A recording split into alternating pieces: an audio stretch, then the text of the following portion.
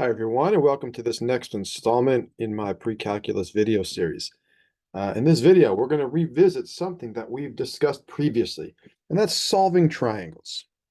Okay, so we talked about solving triangles just not too long after defining the 6 trigonometric functions in terms of triangles. I think in one video we defined the sine, the cosine, the tangent, the secant, the cosecant, and the cotangent using the unit circle. And then in the next video, we redefine them using right triangles, ratios of sides of the right triangles. So as soon as you label an angle, so I have theta labeled here. Now then, this side over here, we would call this the opposite side. This side down here, touching theta, we'll call this the adjacent side. And the longest side in a right triangle is always called the hypotenuse. Okay? And so in these definitions over here on the right, OPP is short for opposite, HYP is short for hypotenuse, and ADJ is short for adjacent. So the definition of the sine of an angle is the length of the opposite side divided by the length of the hypotenuse. Definition of the cosine function, the cosine of theta, is the length of the adjacent side divided by the length of the hypotenuse. And finally, definition of the tangent of an angle is the length of the opposite side divided by the length of the adjacent side. And so using these definitions, we're able to solve triangles. Now, solving a triangle means to determine some missing piece of information, right? So let's say, for example, okay, this side over here is 14, and this side right here is 26.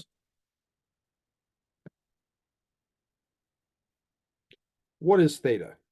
So find theta based on those two lengths. Well, we have one of these definitions that relates the opposite side, the hypotenuse, and the angle, namely the sine function. Right? If we had the adjacent side, we would use the hypotenuse, or we would use the cosine or the tangent, depending on what else we had. Okay, so I'm not going to do much with this because we've already discussed using the definitions of the trig functions to solve right triangles. Notice this is a right triangle. Right? We have a 90-degree angle. The focus in this video, however,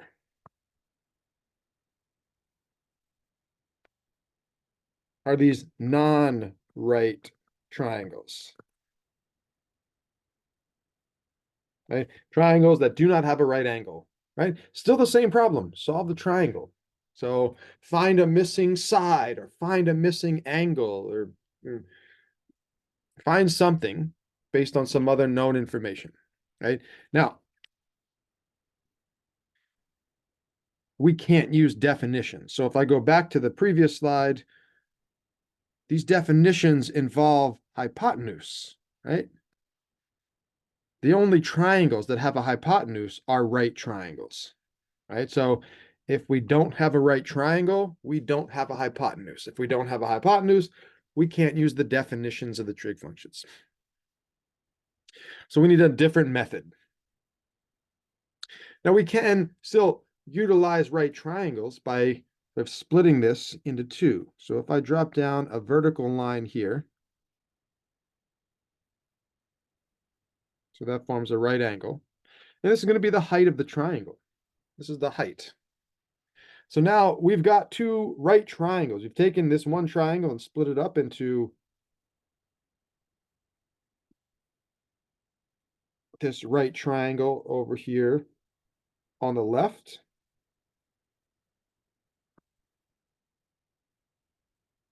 Right? And we've got this right triangle on the right.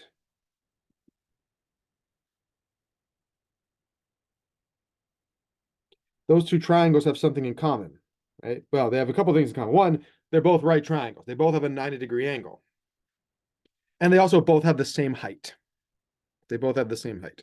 Now, I'm going to label the angles and the sides of this triangle. We're going to label them a little bit differently than we have been in the past. Right?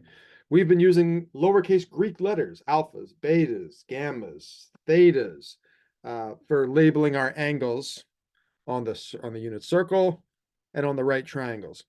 But for these non-right triangles, I don't know, maybe we want to be difficult. Switch things up. I'm going to use capital letters to label our angles. And the reason we're using capital letters is because I want to show a correspondence between angles and sides. So the side opposite an angle will use the same letter, right? But we'll use lowercase. So this side over here is going to be side A.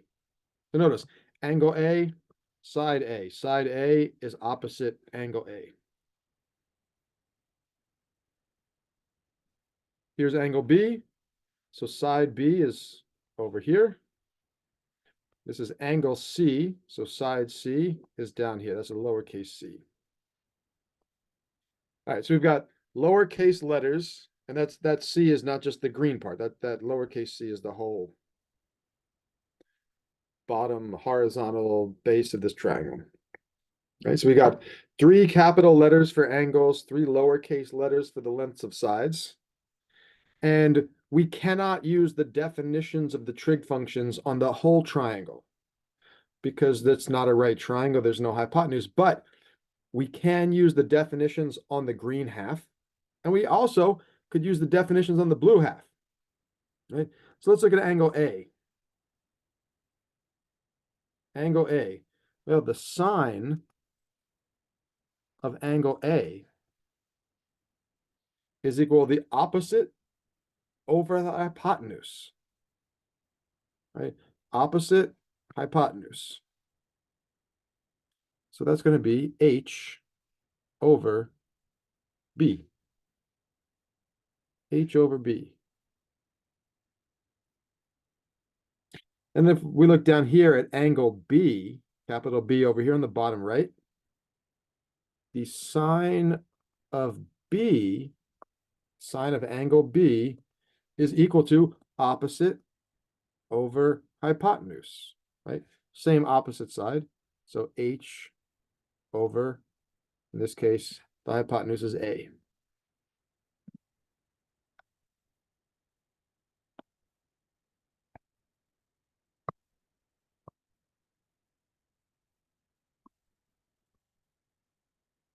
Well, these two equations, which are the definitions of the sine function, right? They have something in common. They both have an H. They both have an H. So we could solve for H in each equation, right? And it's just one step. So for the first one, for this guy right here, multiply both sides by B.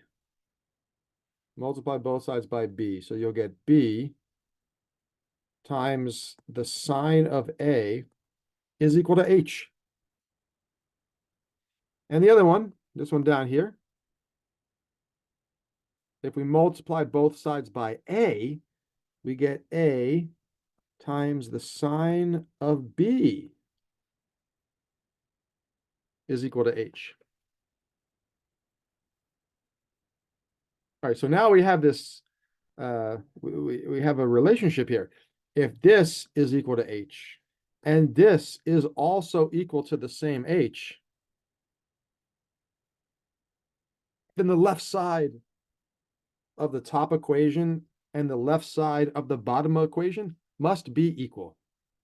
They must be equal. So putting these two together, we get B times the sine of A is equal to A times the sine of B. And this is what we call the law of sines. The law of sines. We're going to use this to solve triangles. Now, usually it's not going to be expressed this way. You're not going to see it written this way. We'll take it a couple steps further, or maybe one step further. Usually when you see the law of sines, if you were to Google law of sines, you wouldn't see it written this way. Generally, we move the A's to one side and the B's to the other side. So if we divide both sides by A and B, if we divide both sides by A and B, on the right, the A's cancel. On the left, the B's cancel.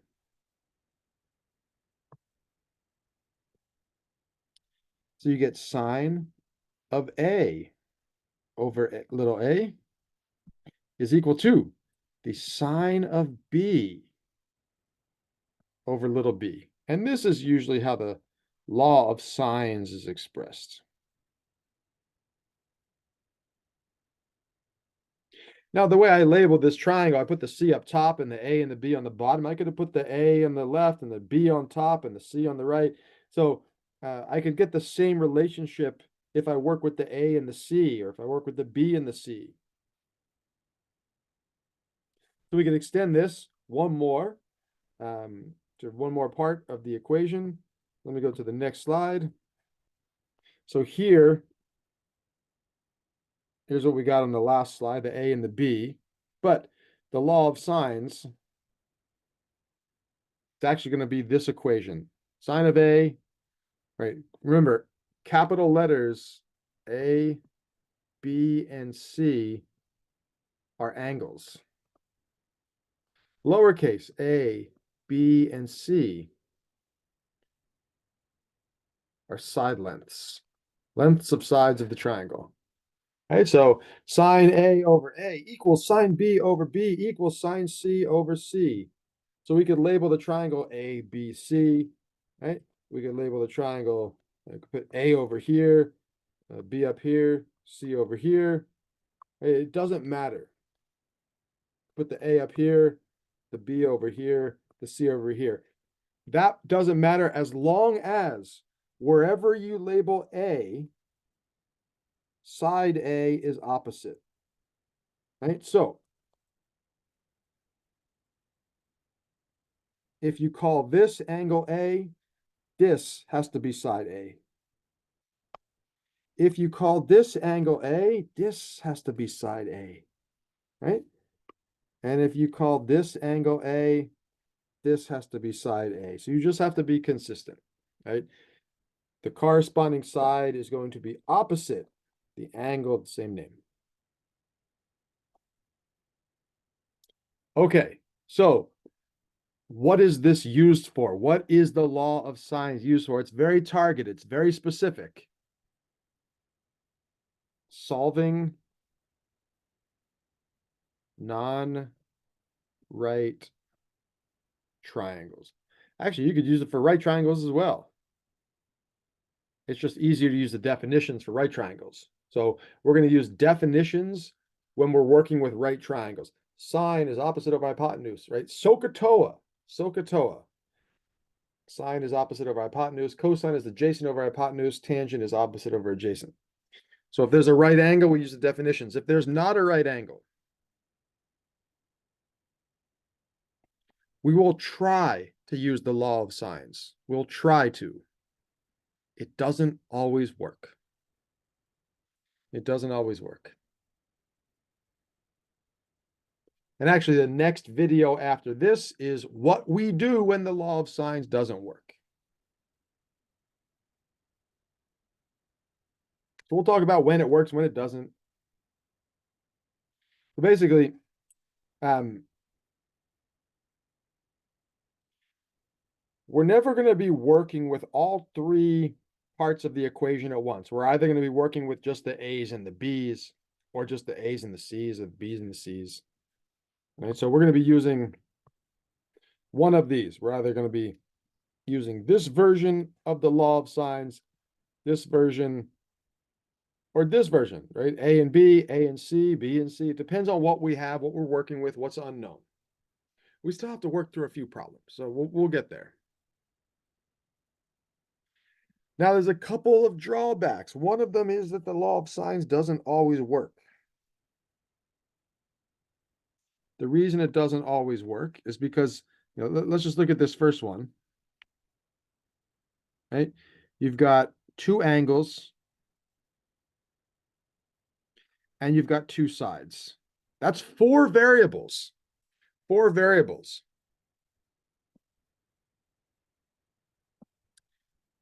So to apply the law of sines, you have to know three of them. You have to know three of them to be able to solve for the fourth. All right, so if this is angle A and this is side A. We could talk about this as being like an angle side pair, A and A. And then we've got angle B and side B. That's a pair, the two B's, right? And then angle C and side C, that's a pair.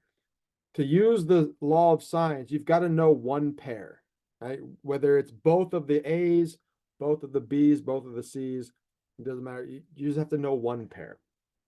If you do, you're able to use the law of sines. If not, can't. Okay, and then the other drawback is, well, there are some situations where the law of sines is ambiguous, meaning sometimes a triangle is not possible. Sometimes it is. Sometimes multiple triangles are possible. It really it depends on the specific numbers that you're working with. All right. So let's get into it. Let's get into it. Right. So actually, you know what? I'm going to come back to this slide in a moment. Let's start with a problem. We haven't done any problems yet. So let's start with this. Solve the triangle. Now remember, solve the triangle. And this is important, right? We need to know what these words mean, what the question is asking. So solve the triangle means find any missing angles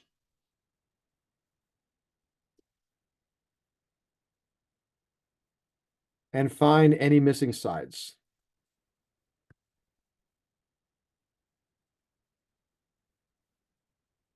Find any missing angles and find any missing sides.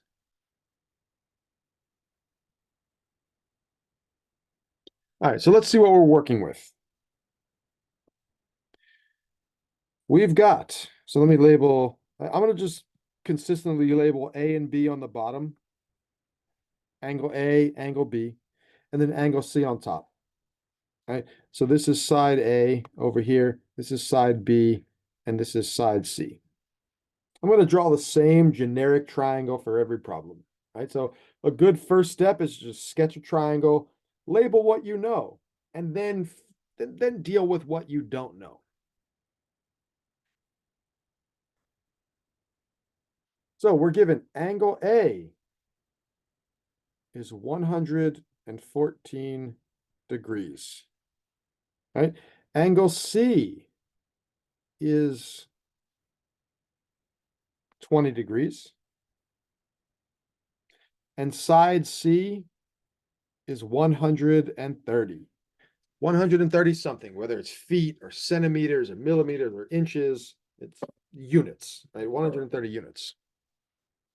So that means we've got a question mark for that side, a question mark for that side, and a question mark for that angle. So to solve the triangle, we need to figure out those three green question marks, the two missing sides and the one missing angle. All right, so we can start with the angle. That's the easy one. If we have two angles, finding the third one is pretty easy because the three angles of the triangle have to add up to 180. So to find this angle right here, angle B,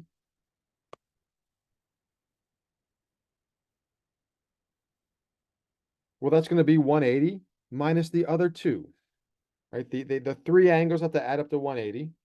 So we could take 180 minus 114 minus 20.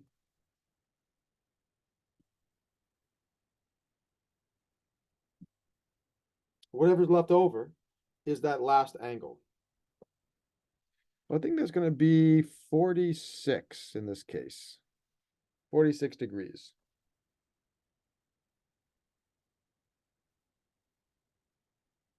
be careful with my degree symbols, right? And just be careful if you're going to be using a calculator, right? Especially if you're using a graphing calculator.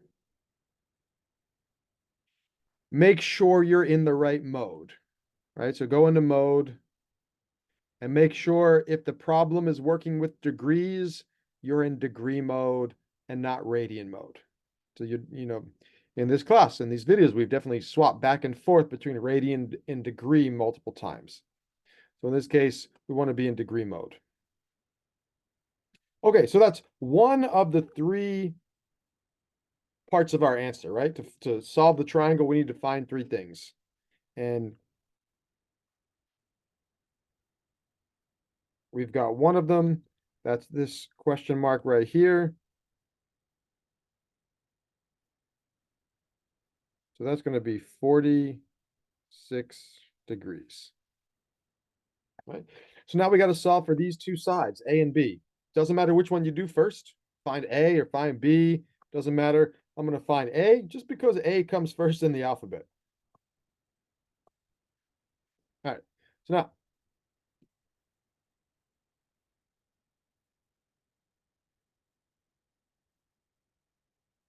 to use the law of sines, you need to know a pair, angle and side. So we know both C's. We know angle C and we know side C. Angle C is 20 and side C is 130. So I've got the law of sines down here, right? Start with the one that contains the pair that you know. So we'll say the sine of C divided by C. And if we want to solve for A, then we'll say that's equal to the sine of A, angle A, over side A. And we got two C's and two A's. 3 out of the 4 we know. So the sine of C, angle C is 20 degrees. Side C is 130. Equal the sine of A. A is 114 degrees over side A. All right, so see, we've got only one unknown. Only one unknown.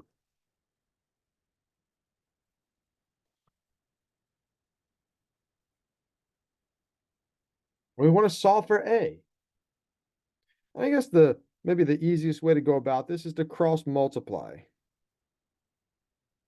A times the sine of 20 equals 130 times the sine of 114. Right? So A times, A times the sine of 20 degrees is equal to 130 times the sine of 114 degrees. We want to solve for A, right? Get A by itself. So we could divide both sides of this equation. We could divide both sides of this equation by the sine of 20. So we could say A is equal to 130. Oop, didn't mean to skip ahead. A is equal to 130 times the sine of 114 degrees, all divided by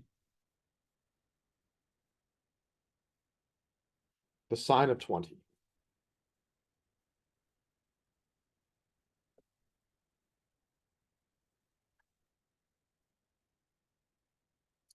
And this is as far as we can go, right? This is as far as we could go, at least without a calculator. So now A is equal to this expression on the right. Let's just type that directly into the graphing calculator. 130 times the sine 114. All right, 130 times the sine of 114 divided by sine of 20.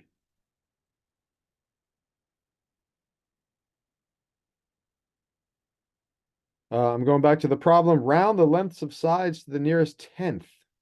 To the nearest tenth.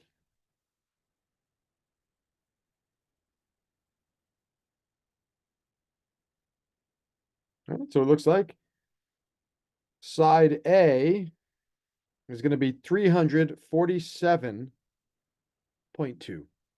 If we round to one decimal point, or sorry, one decimal place to the nearest tenth, that's 347.2. All right, so let's put that down. A is equal to 347.2.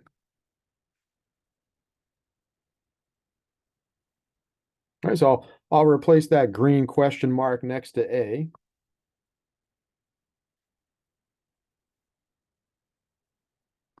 With 347.2. All right, now we got to solve for B. And how do we solve for B? Well, we do the same thing. We just start over, right? Just instead of this, instead of A's, let's use B's. We'll put a sine B over B. So instead of sine A over A, we'll use sine B over B. Now let's see if I think I could fit it all on this one slide. So let's come over here. I'm going to use a different color because we're solving for a different angle. So we'll say sine of angle C over C is equal to the sine of angle B over B. Right? Sine C over C, that's the same thing. We used it before.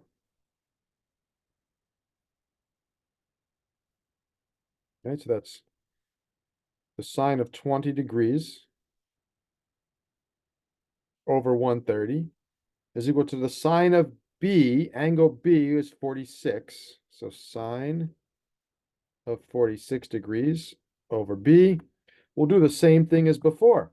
Cross multiply.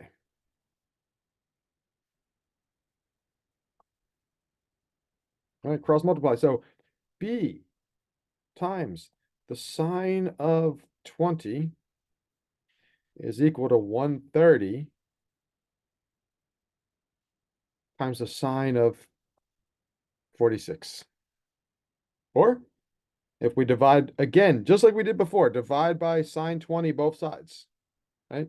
Divide both sides by sine 20, we'll get B is equal to 130 times the sine of 46 divided by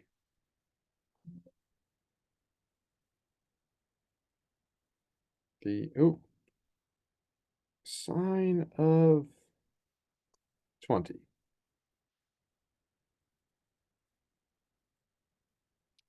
So again, that's a job for the calculator or whatever sort of technological tool you're using.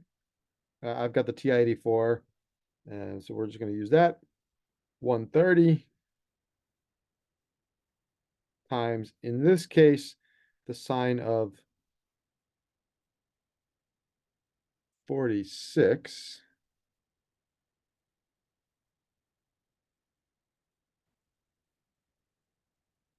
And we'll divide that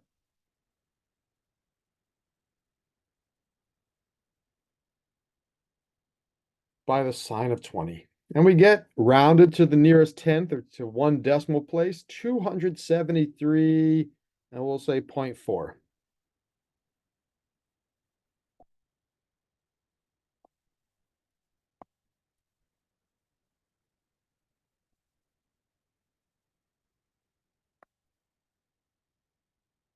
Right? So this is solving the triangle. We're missing one angle and two sides. So now we've solved the triangle. We found the one missing angle and the two missing sides. All right, so this it's usually a bit more straightforward when you're looking for two missing sides, right? When you have two angles, it's easy to find the third because you just do 180 minus the first two angles. It gets a little trickier when you only know one angle, or maybe you know none of the angles, right? So for the next problem,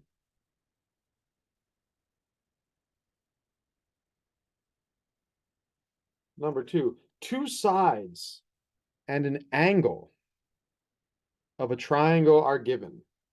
Determine whether the given measurements produce one triangle,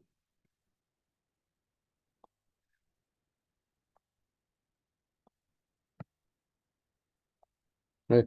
One triangle, possibly two triangles, or no triangle at all.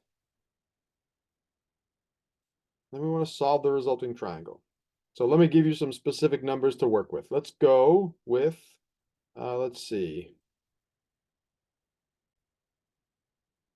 Let's say angle A is 95 degrees.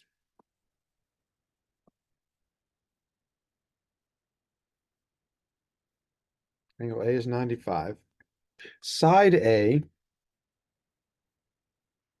is 15, and side B is 19.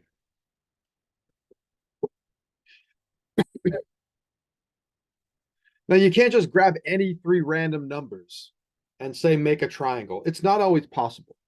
Maybe it's a little easier to see when we're talking about just the lengths of sides. So let's say, just as a side note, let's say you've got one piece of something, piece of wood, right? That's 20 inches long. You've got another piece of wood that's 8 inches long. And you've got another piece of wood that's 5 inches long. Right? So you've got a 20, an 8, and a 5. Well, make a triangle. Well, the problem is if one side is 20 and one side is 8 and the other one's only 5, those two shorter sides are not long enough. They're never going to meet, no matter what angle you use. You rotate them up, rotate them down. You can't just make a triangle out of these three pieces. One side is too long, the other two are too short. Right? Same thing with angles. Sometimes you may have two sides and an angle. You can't make a triangle.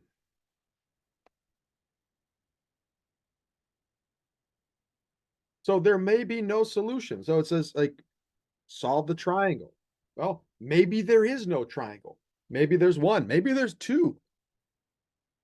We don't we don't need to know ahead of time which one it is. Let's just try to solve it. And along the way, we'll figure out. When we start plugging numbers into formulas and plugging things into calculators, we'll figure out if there's no solution or if there's one solution or if there's two solutions.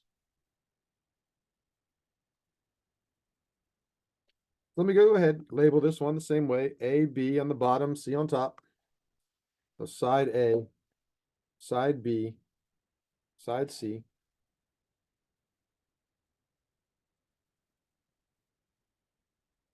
Now we're given angle A, that's a 95. We're given side A, that's a 15. We're given side B, that's a 19.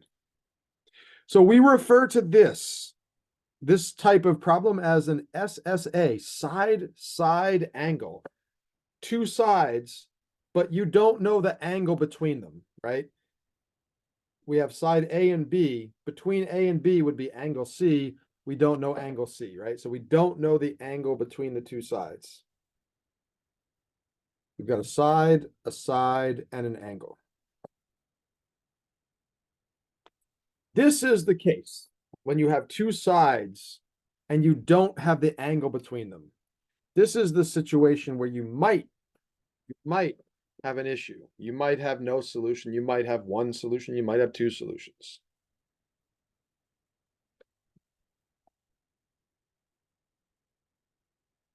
So let's try to use the law of sines. We can use the law of sines because we've got this. We've got both of the A's. We've got angle A and we've got side A, right? So we've got a pair. We've got a side and an angle.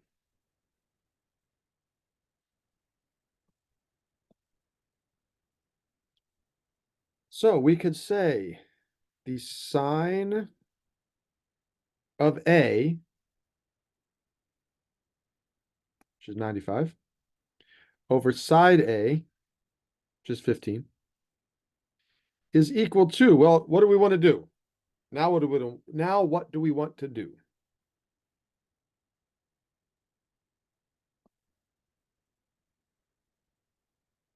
Do we want to find side B or side C? Well, both of the C's are unknown, right? That's two unknowns. We don't know angle C, we don't know side C. But the B's, we know half of that pair. We know the side, we don't know the angle. Right? So to use the law of sines, you got to know 3 out of the 4. So let's work with the A's and the B's. So sine A over A equals the sine of B over B. B is 19.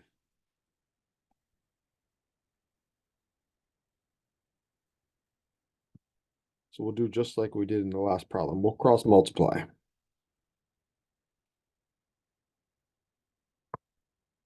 So when we cross multiply, we got 15 times the sine of B is equal to 19 times the sine of 95. I don't know what the sine of 95 is. I need a calculator for that. All right, but we'll get to that. Right now, we're just trying to get B by itself. Solve for B. So we could divide both sides by 15. Right? We could divide by 15 on the left, divide by 15 on the right. That'll cancel those 15s. So we get sine of B is equal to 19 times the sine of 95 degrees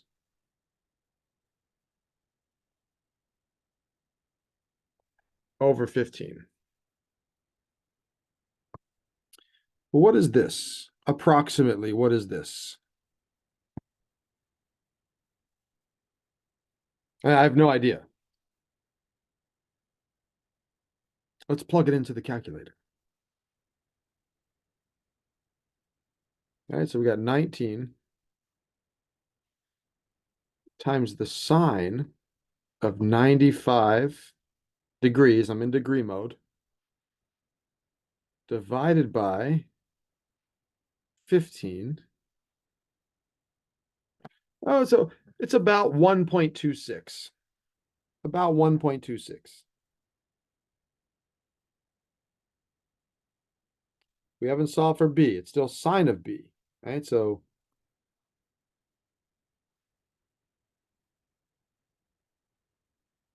we'll say the sine of B is equal to about 1.26. Well, that's a problem. That's a problem, right? The sine function is never equal to 1.26. Think about the unit circle, right? All those points on the unit circle, all those points on the unit circle. The sine is the y coordinate, the y part of the point. The biggest y value is 1. The smallest y value is -1. So the sine function can't be bigger than 1, and it can't be smaller than -1. Well, what happens if we try, right? So to solve for B, if we don't make that connection, if we don't look at this and say, oh, well, that's not possible. Okay, that's fine. You don't have to make that observation right here. Just try to solve it. So how do you get B by itself? You take the sine inverse of both sides of the equation. So you get B is equal to the sine inverse of 1.26. Okay, fine. Put that into the calculator, see what happens. So let's say sine inverse of 1.26, and the calculator gives us, error. Domain.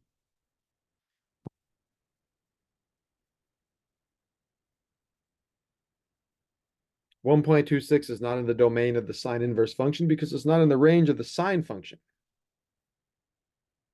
right?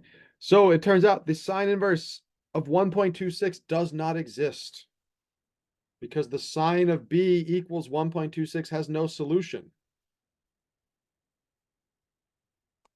So what does that mean? As our final answer,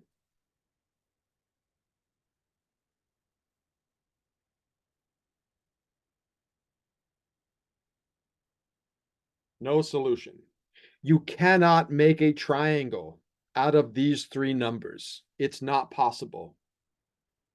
The longer side is too long and the shorter sides are too short. The sides don't meet up, right? It is not possible to make a triangle with a 95-degree angle for A, a 15 for side A, and a 19 for side B.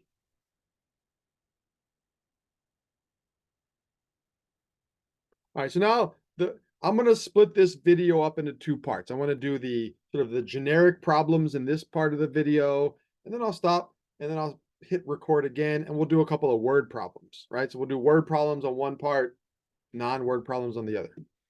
So the last thing I want to talk about in this video, in this part one of the video is, okay, when should we expect there to be this ambiguous case? One triangle, two triangles, or no triangles? Well, that only happens when you have two sides at an angle that's not between the two sides. Right? Let me go back to the first problem.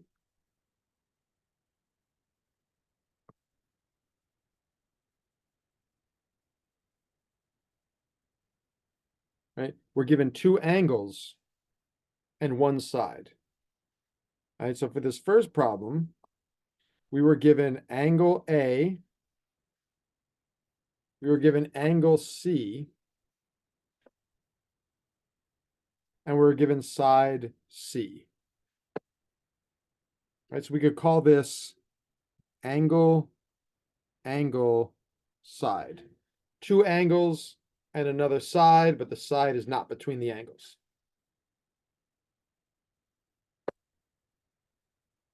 Right, so each like sort of permutation of the given informations, you have a name for them. Right? You know, it's not that important that you worry about the AAS versus SAS versus ASA versus SSA. It's not the biggest deal in the world, but when you are given a side and another side, you have two sides of a triangle, and you're given an angle that is not between the two sides. This is the one situation where you might have no solution, you might have two solutions, you might have one solution. So let me go back a couple. It really depends on the specific numbers in the problem. All right, so let's see what this means. I've got 6 different diagrams on the screen. So let's see what this means. All right, so let's say you are given a side and another side, and you're given this angle, angle A.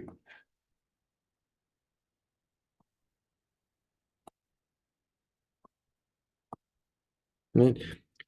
This side is a dotted line because we don't know how long or how short that side is. We don't know that side. We just know the direction it's going because we know the angle. We know this angle is right here. So this side has to be in this direction.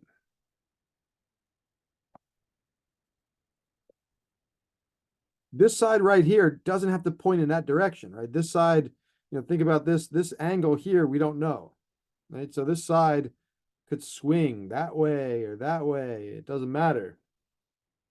But if that second side, that's the side here, right? If that second side is smaller than the height of the triangle, no matter which direction you point that side A, it's too short. It's never going to reach this bottom, right? It's never going to reach.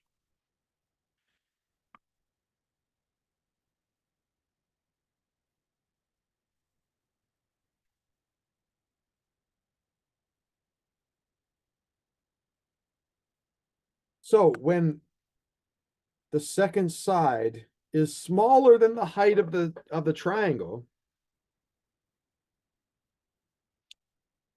no triangle exists.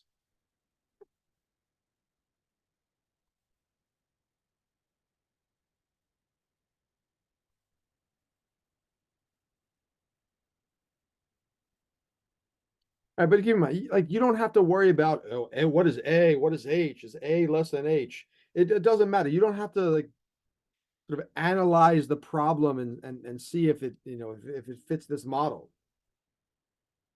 We figured it out. Let me go back to here. Right? We figured it out just by trying to solve, right?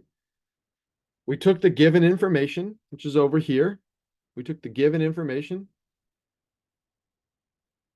We plugged it into the law of sines. We got to a point where we needed the calculator. We plugged the numbers into the calculator.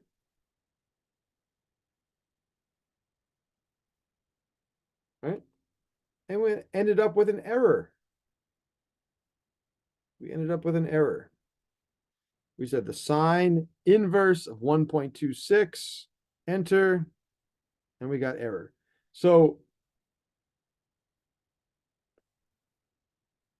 when you first read the problem, right? You first read the problem, you don't have to immediately notice, oh, there is no solution. Well, you don't know that yet. Right? Start working with the numbers, start plugging numbers into the formulas, doing your calculations, and then at some point, you're going to get an error.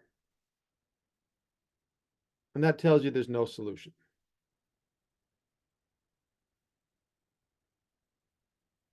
Now, the 1 versus 2 triangles, that's a little bit more subtle. Right? That's a little bit more subtle. So the no solution, I think that's the easier case because you don't need to worry about sort of analyzing. You just plug numbers into the calculator. Sometimes the calculator will give you an answer. Sometimes it'll give you an error.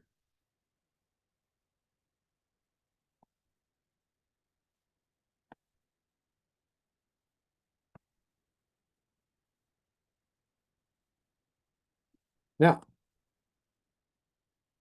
the case where there are two possible triangles, well, that happens when the second side, A, so this is A over here, right? When that side, this one, when that side is bigger than the height, but smaller than B.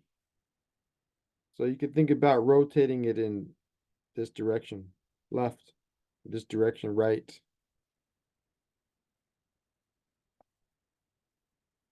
So how do we know? How do we know when there's going to be two triangles or how many or when there's going to be one triangle?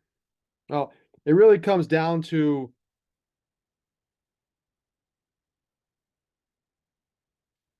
the inverse trigonometric functions. The inverse trigonometric functions. Right. So I'm talking about let's talk about acute angles first, right? So acute angles are angles that are between 0 and 90. Right? Bigger than 0, smaller than 90, right? So that's an acute angle. An obtuse angle would be bigger than 90, but smaller than 180. Right? So 0 to 90, we say it's acute. 90 to 180, we say it's obtuse. So let's ignore this for now. Let's just focus on the acute, the acute case. Why are there sometimes two possible triangles? Why? Why does this happen? Well, let me go to the next slide. I have a unit circle over here, right? There's our old buddy, the unit circle. What if I told you that the sine of B is equal to 0.115? The sine of B is equal to 0.115. What is B? What is B?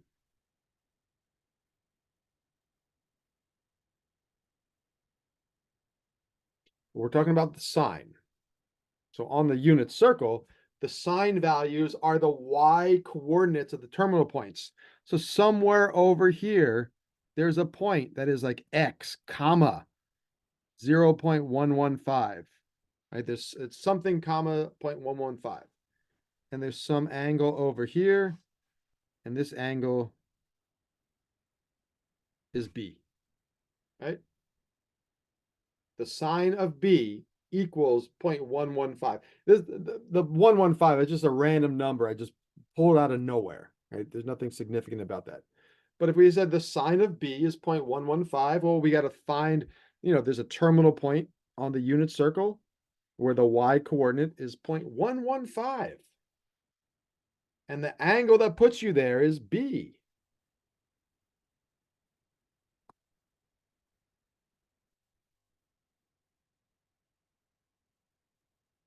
Well, there's another point over here in quadrant 2 that has the same y value.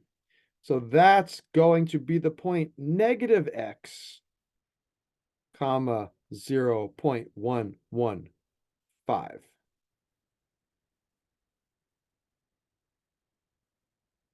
So there's another option. There's actually two angles. There's two angles that have the same sine value, right? Over to the right and up, over to the left and up. So quadrant 1, quadrant 2. Right? The calculator is going to give you the red one. But there's also the green one.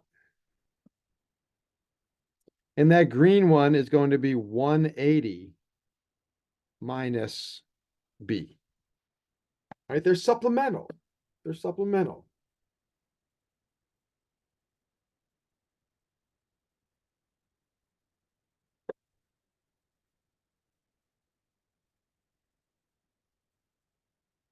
And so that's the point. Like an equation like this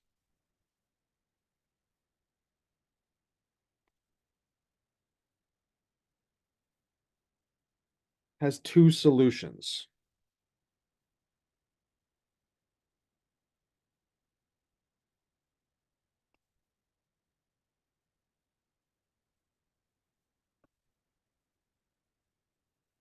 Between 0 and 180. Now, sometimes that second solution is too big. So you only have one triangle. Sometimes that second solution is small enough that you can make a second triangle out of it. Right? So it really depends on solving this equation, getting the two solutions, right? You're going to get one solution in quadrant 1, one solution in quadrant 2. Now that second solution, if it's small enough, meaning small enough, the three angles have to add up to 180. Three angles have to add up to 180. So if that second angle is small enough, you can maybe make a second triangle out of it. And that happens when this is true. Right? When the second side, side A, is bigger than the height, but smaller than B.